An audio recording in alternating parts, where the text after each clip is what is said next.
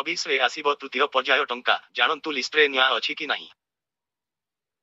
ଆଉ 4 ଦିନ ପରେ ଖାତାକୁ ଆସିବ ସୁଭଦ୍ରା ଯୋଜନାର ପ୍ରଥମ କିସ୍ତିର ତୃତୀୟ ପର୍ଯ୍ୟାୟ ଟଙ୍କା। ତା ପୂର୍ବରୁ ଜାଣନ୍ତୁ ଲିଷ୍ଟରେ ନିଆଁ ଅଛି। ମହିଳାମାନେ ସୁଭଦ୍ରା ଟଙ୍କା ପାଇଛନ୍ତି, ସେମାନେ ବର୍ତ୍ତମାନ ଖୁସି, ହେଲେ ଯେଉଁମାନେ ପାଇନାହାନ୍ତି ସେମାନେ ଏବେ ବ୍ୟାଙ୍କ ଆଗରେ ତ ଆଉ କିଏ ଜନସେବା କେନ୍ଦ୍ର ଆଗରେ। ଏହାରି ଭିତରେ ସୁଭଦ୍ରା ଯୋଜନା ବାବଦରେ ଯେଉଁମାନେ ଅବଗତ ନୁହନ୍ତି ସେମାନଙ୍କ ପାଇଁ ଜରୁରୀ ଖବର।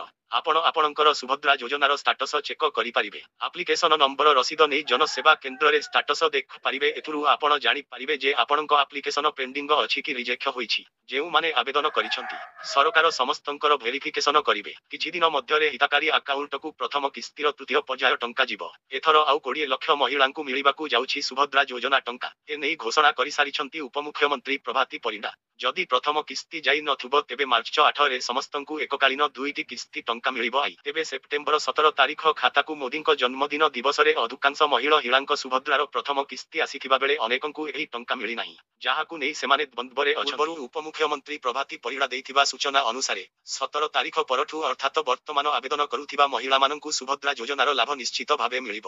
ସୁଭଦ୍ରା ଟଙ୍କା ପାଇଁ ଆବେଦନ କରିବାର ନିର୍ଦ୍ଦିଷ୍ଟ କୌଣସି ସମୟ ସୀମା ନାହିଁ। ଜଣେ ଚାହିଁଲେ ଯେତେବେଳେ ବି ରେଜିଷ୍ଟ୍ରେସନ କରିପାରିବେ। ତେବେ ସବୁଠୁ ବଡ଼ କଥା ହେଉଛି ଚତୁର୍ଥ ପର୍ଯ୍ୟାୟ ଟଙ୍କାକୁ ନେଇ ମୁଖ୍ୟମନ୍ତ୍ରୀ ମୋହନ ମାଝୀ ମଧ୍ୟ ବଡ଼ ଅପଡେଟ ଦେଇଥିଲେ। ତୃତୀୟ ପର୍ଯ୍ୟାୟର 15 ଦିନ ପରେ ଚତୁର୍ଥ ପର୍ଯ୍ୟାୟ ଟଙ୍କା ଖାତାକୁ ଆସିବ ବୋଲି କହିଥିଲେ ସିଏମ। କେହି ଜଣେ ବି ଯୋଗ୍ୟ ହିତାକାରୀ ଯେମିତି ବଞ୍ଚିତ ନ ହୁଅନ୍ତି ତାହା ଉପରେ ସରକାର ଗୁରୁତ୍ୱ ଦେଉଥିବା ପ୍ରଭାତୀ ପରିଡ଼ା ସ୍ପଷ୍ଟ କରିଛନ୍ତି।